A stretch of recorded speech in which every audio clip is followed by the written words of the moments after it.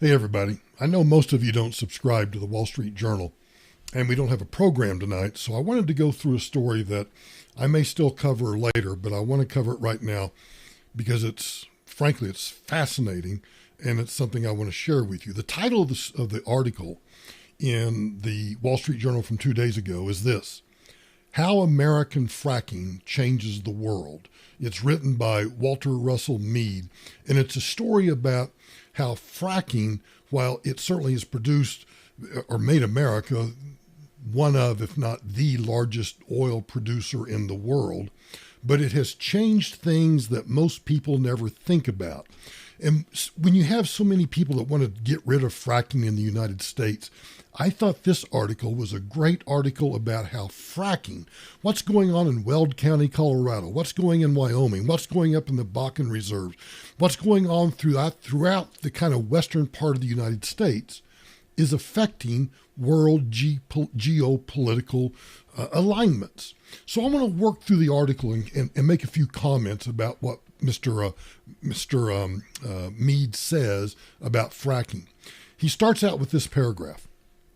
The most important news in world politics this month is not about diplomacy. Bigger than Brexit, more consequential than presidential tweet storms, the American shale fracking revolution is rapidly reshaping the global balance of power as energy prices plummet.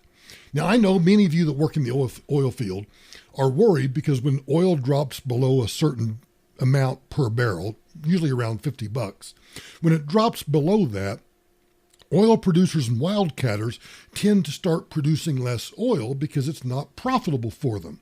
But when oil production begins to increase as rapidly as it is in the United States, that means that OPEC, Russia, and all these other oil producing countries have to what?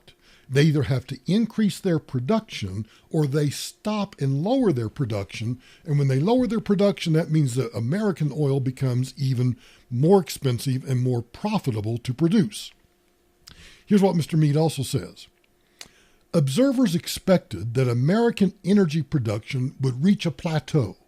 You know, we keep hearing all the time about how, we've reached peak oil.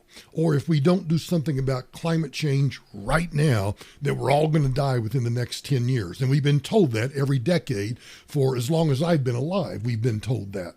But what I keep maintaining is we don't know today the technological advances that might come about in a week, a month, a year, or a decade that will completely upend what the dire predictions are today. And this story about shale and fracking is a great example of that. He writes, a lack of pipeline capacity was expected to constrain output in the Permian Basin, that's down near Odessa, through 2020, but instead, oil shippers found ways to use existing pipelines more efficiently, and new pipelines were constructed faster than expected. Another example of how innovation and technology completely upend all of the assumptions that we have about almost anything. He says this: U.S. crude oil production is expected to average 12.1 million barrels a day by next year. That is 28% higher, almost a third higher than it was in 2017. And surging production has roiled world energy markets. What does he mean by that?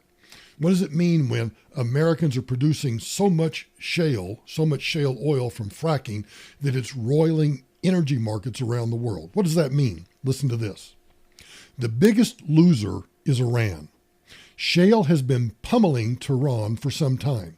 The economic benefits Iran hoped to gain from Obama's nuke deal had been offset by the sharp 2016 fall in the price of oil.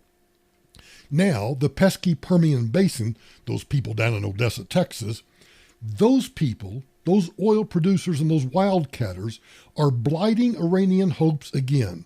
Rising American output made it easier for the United States to slap tough sanctions on Iran without risking a sharp rise in energy prices. You see the diplomatic effect that it has. You see the international effect that it has. American ingenuity, American technology, fracking, which has sharply increased oil production, allows us to pull out of the Iran nuke deal, impose sanctions, and we don't see a huge spike in oil prices. That's the kind of effect that fracking has that most people never think about. Then he writes this, and I love this point. The next biggest loser is Russia. Oil is a key source of revenue for the Kremlin, but the shale boom doesn't only pick Vladimir Putin's pocket, it also attacks his foreign policy strategy. What do you think he's doing in Ukraine? He's making his move in Ukraine, now I think for two reasons. One is because Vladimir Putin really wants to reestablish the old Soviet Union. And I think he's also testing American will by taking ships from Ukraine, actually kidnapping people, and trying to make this incursion into Ukraine. I think he's testing whether or not Americans are willing to stand up and say no, whether or not we're willing to defend an ally.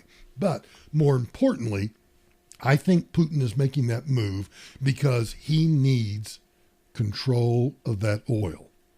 Russia, he writes, Mr. Mead writes, Russia wants to control the world oil price and use that power to boost its diplomatic weight. Putin has two ways to influence the price of oil. The first is to increase political tensions. What's he doing in Ukraine? He's increasing the tensions, hoping to boost the price of oil.